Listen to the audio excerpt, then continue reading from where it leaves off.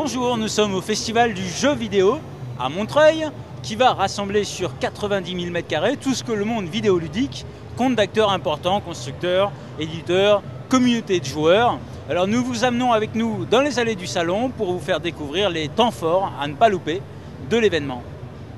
On trouve de tout sur le festival des jeux vidéo. Des geeks chevelus comme il se doit, des ados, des hardcore gamers, des danseurs épileptiques et autres guildes de joueurs déguisés en guerriers. S'ils partagent tous la même passion, très vite, les querelles de chapelle surgissent quand on leur demande quelle est la meilleure plateforme pour jouer. Pour moi, la meilleure, c'est la DS parce que je l'emmène partout. La 360. Pourquoi ? C'est la plus belle graphiquement, c'est la plus évoluée et surtout la line-up qui est plus intéressant, je pense. La Xbox 360, c'est la meilleure en tout cas.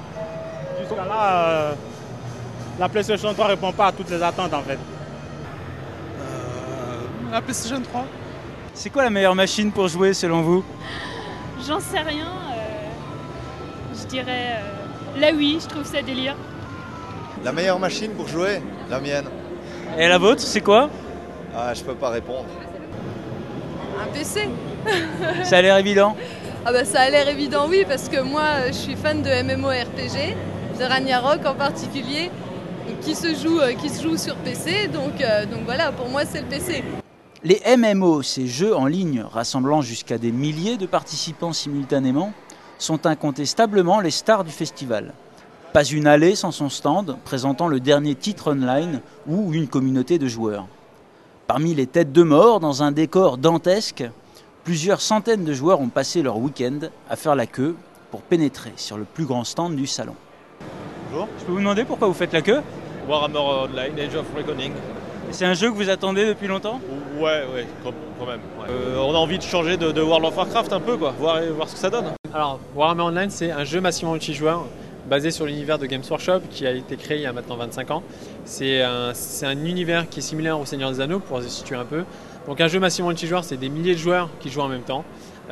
Donc ils vont devoir s'affronter les uns contre les autres. Donc on a 6 races, 24 classes, etc.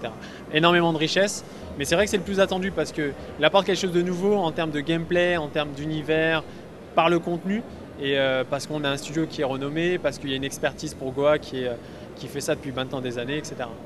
Largement attendu, le titre semble déjà conquérir les joueurs. C'est un jeu qui promet de belles choses en tout cas. De belles choses par rapport au gameplay, par rapport au scénario, par rapport au graphisme.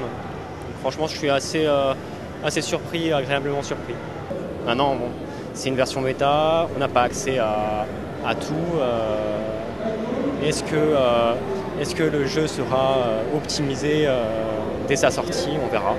Et je pense que ouais, il sera pas mal. Toujours au rayon MMO, on a enfin pu voir l'OVNI que lancera prochainement le fournisseur d'accès Neuf en partenariat avec l'éditeur F4. En fait, on a été chercher Neuf, on peut dire comme ça.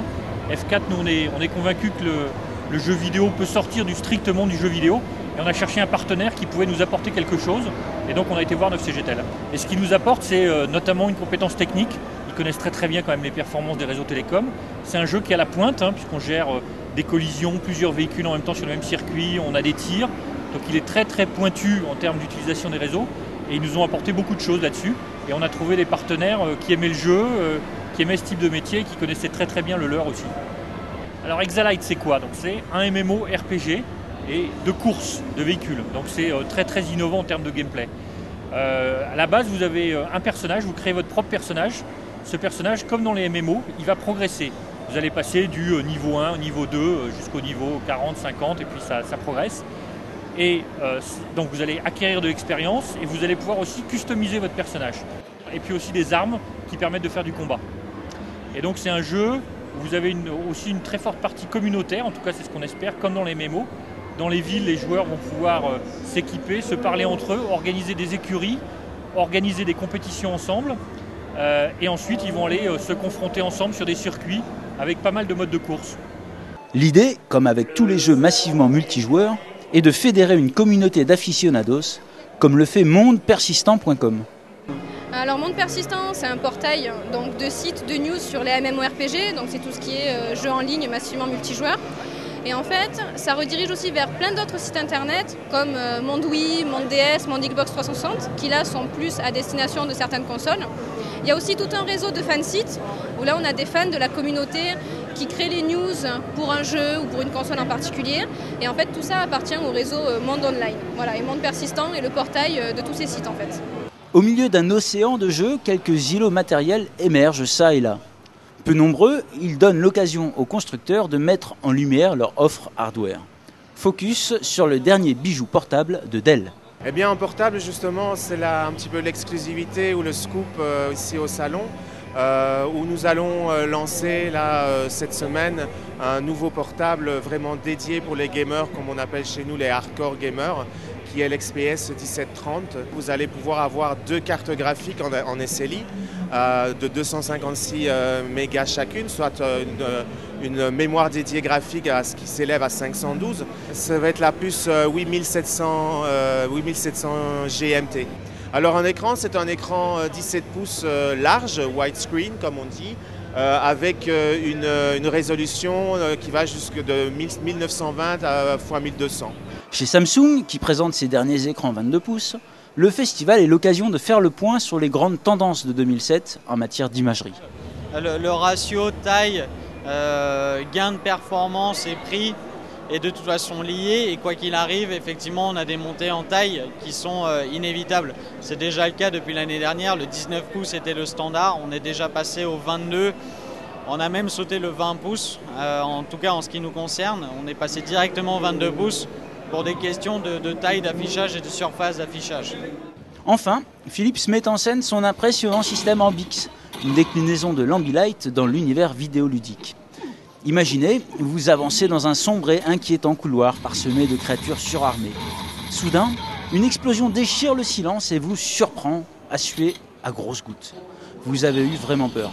Le caisson de basse, les enceintes lumineuses, la barre vibrante située devant le clavier et les petits ventilateurs constituent un ensemble efficace pour augmenter l'impression de réalité. Efficace et cher puisqu'il faudra compter 400 € pour s'offrir l'ensemble. Terminons ce tour d'horizon par les bons points et les images décernées par le festival au meilleur titre de l'année. Le grand vainqueur de cette édition est sans conteste Experience 112, l'alien de Lexis numérique, consacré meilleur scénario, meilleur jeu PC et qui reçoit en plus le grand prix du festival. Le festival du jeu vidéo vient tout juste de fermer ses portes publiques. Les fantômes des joueurs traînent encore dans les allées qui résonnent toujours du vacarme assourdissant qui a rythmé la journée. Si la plupart des grands acteurs du monde vidéoludique étaient présents au cours des 3 jours du festival, retenons toutefois 2 grands absents.